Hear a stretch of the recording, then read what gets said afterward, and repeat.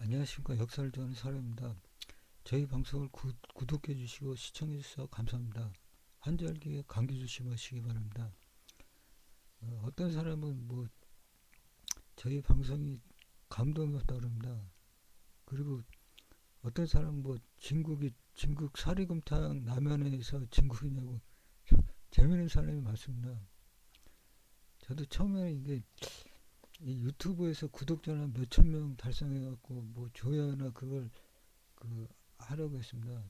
다른 방송 보면은 막 몇몇 명 구독자가 있고 그런데 생각해 보면 그렇습니다. 이게 좀 구독자 수가 늘지 않는데 걔는 구독자 수로 늘어갖고 뭐 악플을 달고 뭐 그러면은 그것도 문제가 많습니다. 차라리 한가하게 늘고 이렇게 좀 여기저기 공부해 가면서 이렇게 좀 한가하게 올리고 좀 시간 날 때 올리는 게 더 나을 것 같습니다.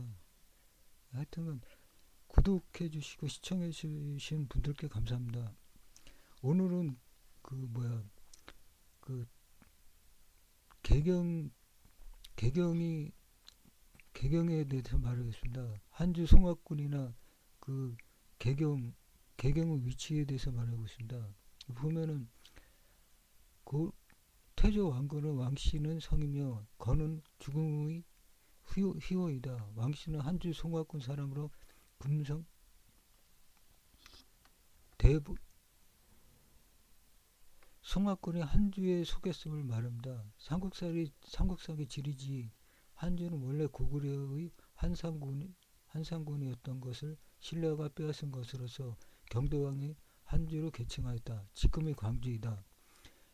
송악군은 원래 고구려의 부속압으로서 효송왕 3년에 성을 쌓았고 경도왕이 송악군으로 개칭하였다.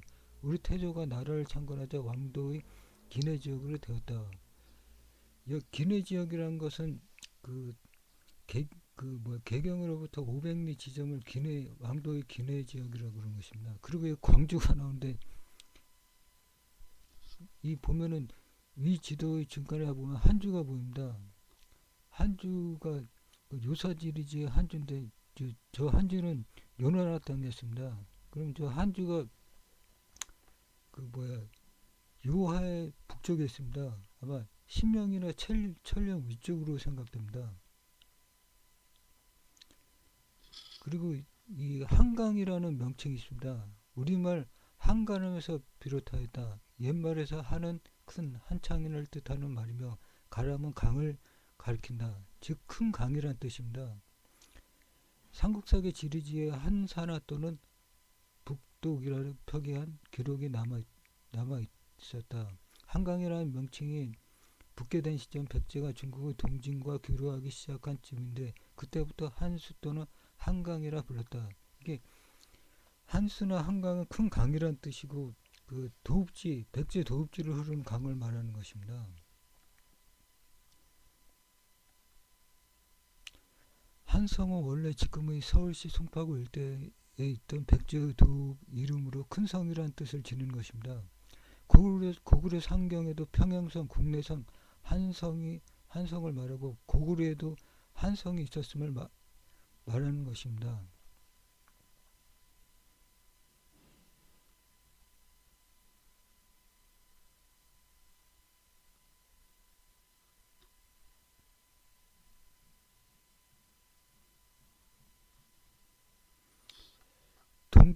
동경 요양부 서문에는 동경 유양시의 북문 남쪽에 외성이 있는데 한성이라고 부른다는 기록이 있습니다.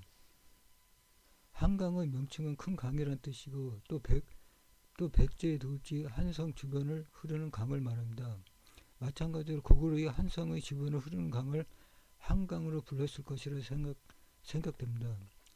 이 동경 요양부에도 한성이 있었습니다.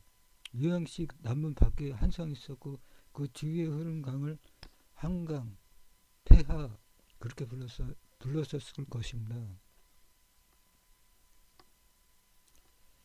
그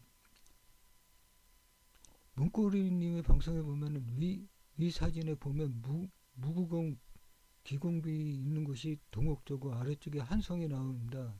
이 한성은 요양시 부근 평양성 그쪽을 말하는 것 같습니다. 문고리님은 한성이 있는 지역이 사만 지역이라고 말했습니다. 문고리님은 한성이 요양시 부근이라고 말하고 있습니다. 이 고구려와 백제는 이 한성, 한수, 한강 이런 말을 같이 사용하고 있었던 것입니다. 이 궁예열전에 보면은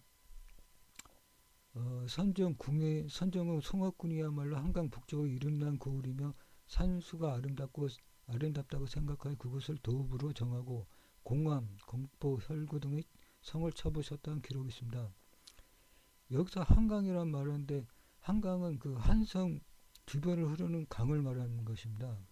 고구려 시대 때 태자를 태하, 발로하, 호로하로 불렀고 한성, 한수로도 불렀을 것이라 생각됩니다. 그러니까 태자가 한강이나 한수에 해당된다고 생각되는 것입니다.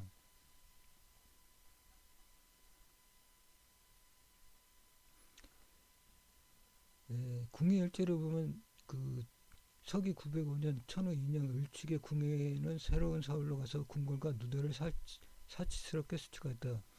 이 새로운 서울이라는 것은 철원 지역을 말합니다. 연호했던 무태를 고쳐 성책 원년이라 하였고 폐서 13전을 나누어 정했다. 철원이 수도니까 철원에서 폐수 그러니까 강의 서쪽을 말합니다. 폐수의 서쪽, 그러니까 요어의 서쪽 지역을 말하는 것입니다. 폐서 16전이 나오는데 폐서라는 강의 서쪽, 폐수의 서쪽이라 생각됩니다.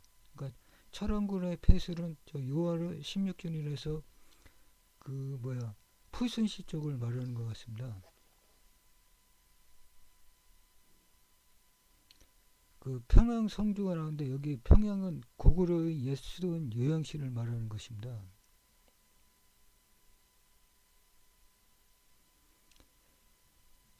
철원으로 수도를 옮긴 후에 평양 성주가 항복했는데 그 전까지 태제와 남쪽으로 궁예가 영토를 넓히지 않은 것 같습니다. 서기 897년 선정 궁예가 송악군이야말로 한강 북쪽의 이름난 고은이라 말한 것은 태제의 북쪽을 말하는 것입니다.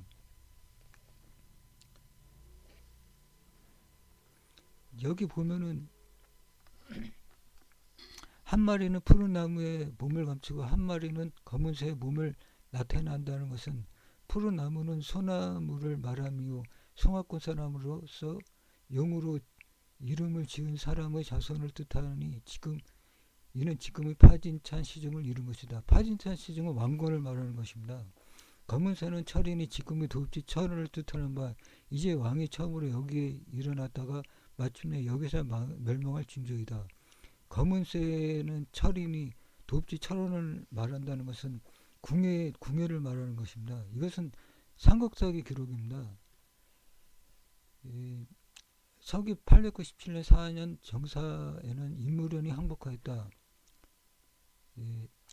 삼국사기 송악군의 산수가 수려하고 송악의 소나무가 많다는 뜻입니다. 송악군은 한강 태자 북쪽에 있었다고 생각됩니다.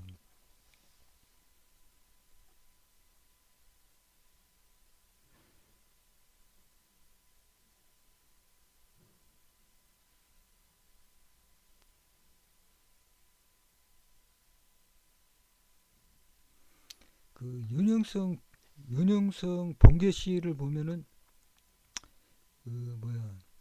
산림 지역이 풍부합니다. 이게 윤영성 번개시에는 소나무, 낙엽성, 투사, 자작나무 등 이런 게 풍부하게 있습니다. 나은행성 산림 비축량을 차지하며 산림 피복률은 윤영성에서 봉계시의 산림 자원이 제일 풍부하고 1위입니다. 1위.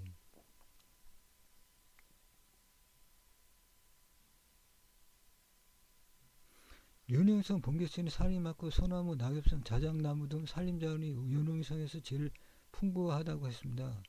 태제와 북쪽에 봉계시가 있습니다.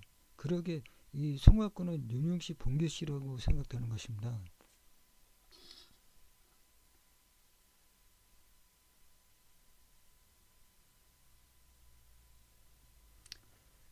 궁예가 혈구성을 쳤다는 기록이 있습니다. 삼국사기 지리지에 보면은 해구군은 원래 고구려의 혈구군으로서 바다에 있었으며 경도관이 계층하였다. 지금의 강화현이다. 이게 혈구성이라는데 해구군이라고 했습니다. 그럼 해구라는 것은 바다 입구를 말하는 것이고 그 바다 입구의 항구 도시를 말하는 것입니다. 그러면은 이때 잉커우시가 그 혈구인 해구군에 해당한다고 생각됩니다. 왜냐하면은 그리고 윤영성 심양에는 이 석탄, 석유, 천연가스, 철광석 등의 광물 자원이 지하에 매장되어 있습니다. 석유 매장량도 3억 톤, 3억 톤이 있다고 합니다.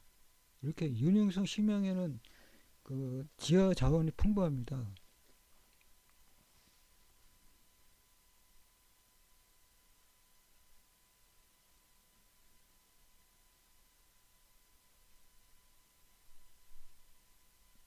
그리고 윤영성 천령시에도 금은, 알루미늄, 아연, 철, 석회석, 석탄, 귀석 및 광천수가 여러 가지 지하전이 많습니다. 그리고 석탄 경우에도 22.5억 톤이 석탄 매장량이 있다고 합니다. 이렇게 이 윤영성 천령시에도 지하전이 풍부하게 매장되었습니다. 그러니까는 이 철이라는 것은 그 삼국시대 때나 고대시대 때 나라를 부강하게 하는 그 자원이었습니다. 뭐 무기를 만들거나 뭐 그 농기구를 만들 때 철이 필요한 것입니다. 그렇기 때문에 이 궁예 같은 경우에도 그 심양이나 철령 그 다음에 봉계시 이쪽 지하전을 차지하기 위해서 그 철원을 치고 그 총학을 차지했던 것입니다. 그러니까 심양이나 철량 지역이 궁예의 철원 지역이라 생각되는 것입니다. 대봉의 왕 궁예가 상풍이 잔함으로 해군 통수 왕건의 그를 죽이고 자립해 다시 고려왕이라 일컬었다. 계주를 동경으로 삼고 평양을 서경으로 삼았는데 거는 검략하고 관우의 백성들이 편안해했다. 이게 계주를 동경으로 했다는다. 계주는 개경을 말하는 것입니다. 평양은 서경이라 했다는데 평양은 요양시를 말하는 것입니다.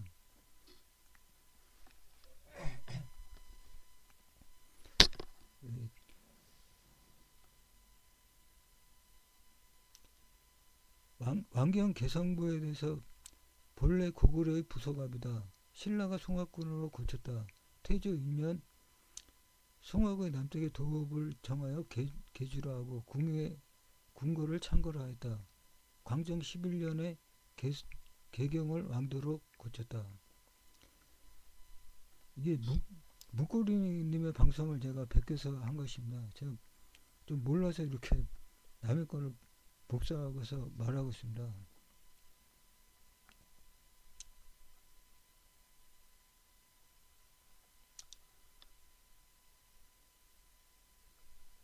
(12월) 병신 교서를 내려 이르기를 내가 조상의 업을 계승하고 거대한 일을 이어받아 현토군의 강력을 다스리며 황제 명령을 받들고 있다.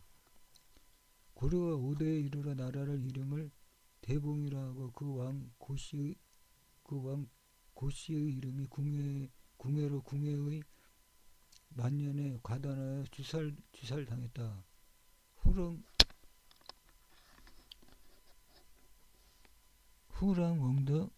영독 2년 해군 통수 왕건이 죽였다. 왕건이 여기가 윤영 봉성의 계주입니다. 여기 봉황성이 이쪽에 있습니다.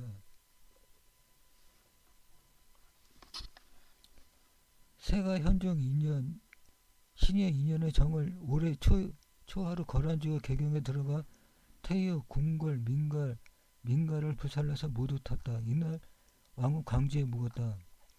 거란이 성종의 친정과 개경을 침입해 궁궐과 민가를 분탕하기 전 현종은 이미 광주에 와 있었다. 광주는 윤영과 영광도 광주에 있으나 남쪽 한반도인 것은 확실하다. 요사지리지는 한 문장으로 개주가 개경임을 말하고 있습니다. 이렇게 거란이 침입했을 때 흥하진을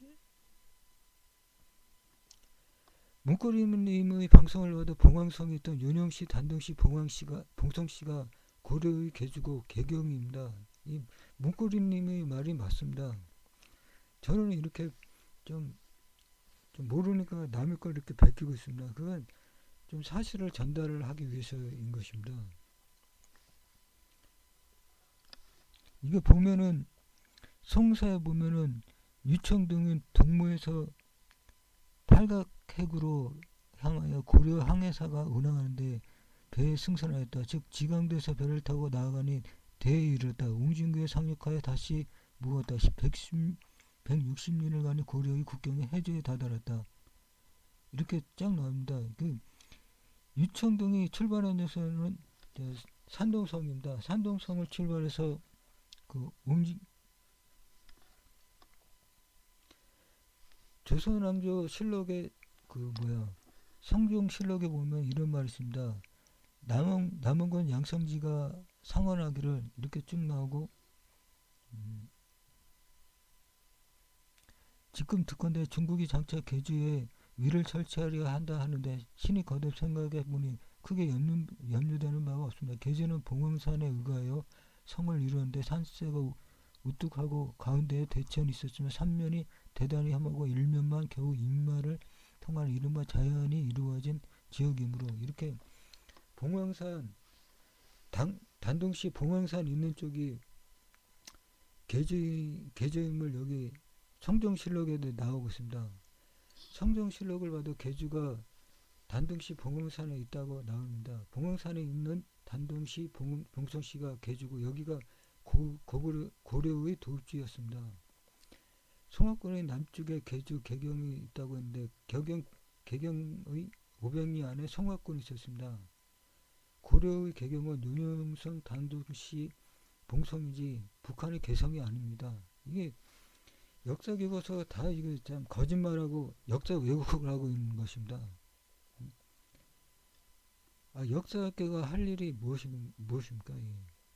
신라의 한주는 고구려의 한산주를 한주로 부른 것입니다. 한성은 도읍지를 말하고 고구려 또한 한성이 있었고 한사나 한강은 도읍지 주변을 흐르는 강을 말합니다. 고구려의 한산군은 도읍지 평양이 있는 군을 말하는 것 같고 신라의 한주로 고쳤다는데 그 한주 안에 송악군, 철원군, 그 평양이 포함된 것 같습니다.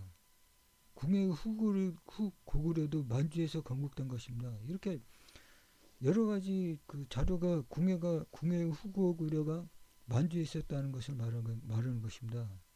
그리고 개경의 위치도 다릅니다. 이 역사 교과서 이 지도는 이게 잘못된 것입니다. 개경을 갖다가 북한 개성이라고 한 것도 잘못이고 그 서경을 갖다가 북한 평양이라고 한 것도 이거 다 왜곡된 지도입니다. 이 잘못된 지도를 갖다가 지금 해방에서부터 지금까지 가르치고 있습니다. 어떻게 역사학계가 자신의 본분을 잊고 그냥 잘못된 역사 지식을 갖다가 그걸 학생들에게 가르치고 그것을 교육하고 있습니다.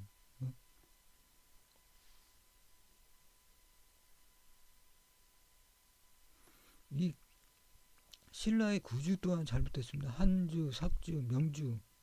한주를 봐도 제가 아까 설명해 드렸다시피 그 철령부터 고구려 평양인 요양시 그쪽인 것 같습니다. 그리고 이 삭주도 부여 지역이고 그 명주는 말갈과 그 다른 지역입니다. 말갈과 이렇게 연결되어 있다고 그런 기록이 있습니다. 근데 무슨 유동이나 그 만주 쪽에 있던 한주, 삭주, 명주를 갖다가 한반도에 붙여놓고 이거를 그 학생들 역사학계 진짜 문제 많습니다. 진짜.